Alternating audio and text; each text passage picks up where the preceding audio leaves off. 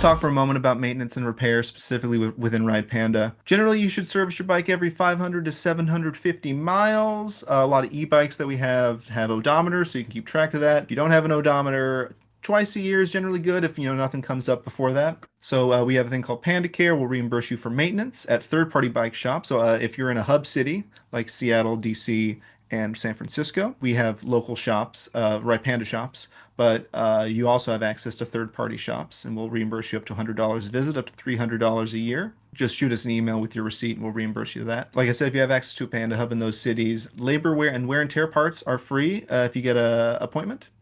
That being said, are very busy in the summer months. I know right now we're booked up a little bit, but so plan ahead, And if you're gearing up for the next, riding season, make sure you come in and get your bike serviced ahead of time so that you don't run into the crazy summer months. Especially, that's not just, the Ride Panda shops. It's all shops, especially in big bike cities like Seattle, San Francisco. Everyone's going to be slammed in those summer months. Finally, I'll say if your bike is unrideable due to a flat tire, electrical fault, or another reason, reach out to our support team. We may be able to help you out sooner just because, it really sucks if you're just fully not able to use your bike and you're kind of waiting on it. I'll say specifically for flat tires, even if shops do have long wait times, any shop worth their salt will allow walk-in flat repair fixes, and those are normally between $30 and $60.